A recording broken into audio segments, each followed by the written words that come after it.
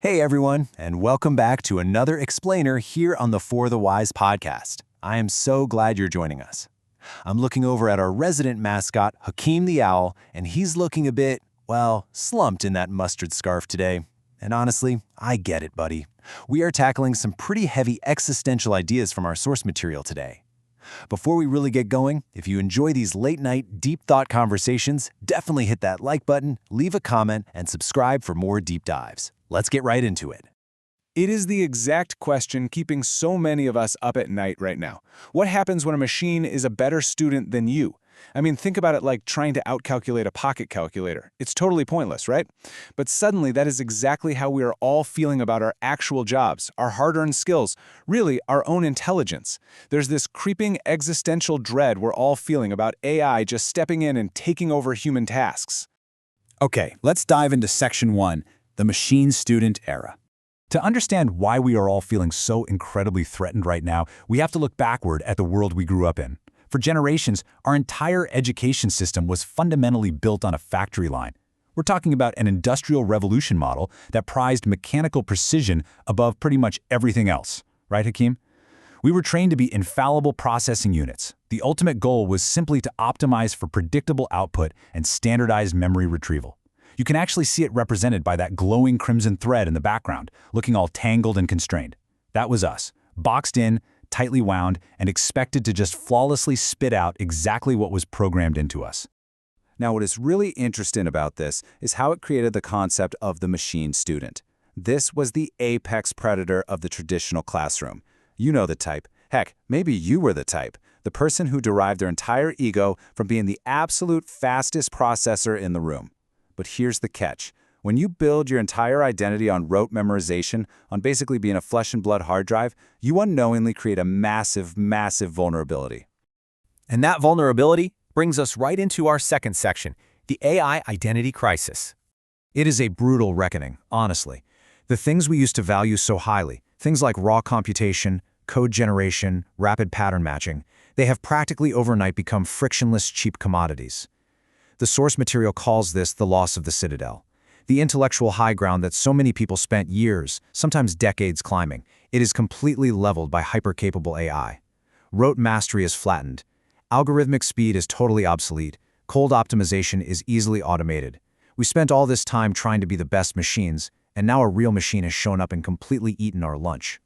And here is the collateral damage of that old system, the neglected self. While we were so busy optimizing our brains, we ignored our emotional depth. We sidelined creative ambiguity, we undervalued moral intuition, and completely dismissed relational presence. We were literally told these soft skills were inefficient. So now, we're left standing here holding this heavy tool belt of pure, raw skill, but we have absolutely no internal anchor to tell us why or how we should use it. You know, just between you and me, this is the absolute heart of it. Losing the title of best computer feels like losing your reason for being. It actually hurts to realize that your efficiency, the very thing you were graded on and praised for, was your only perceived virtue. If you are feeling a bit hollowed out right now, it makes total sense. But hey, it's not all doom and gloom. Let's shift gears and look at Section 3, flipping the dynamic. Hey, look at Hakeem over there sitting a little taller now. He knows the crucial point here, which is perfectly captured by this quote from our source. Computation is an engine, but humanity is the compass. Let that sink in for a second. Computation is an engine, but humanity is the compass. That crimson thread that was so tangled up earlier, notice how it's now weaving a beautifully clear, guiding path straight through those archival star charts. Technology is just the motor. We are the ones holding the map. You can really see the contrast here. On the left, we have the fragile product.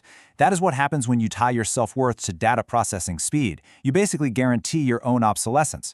But on the right, we have an unshakable identity. This happens when your value is tied to who you are, how you relate to the world, and your own humanity. You can't outcompute AI, but AI can never outhuman you. Let's move on and see how this builds into our final section, reclaiming our humanity. The goal here isn't to just throw our laptops into the ocean and give up. It is about realizing that technical skills should just be an instrument, a tool.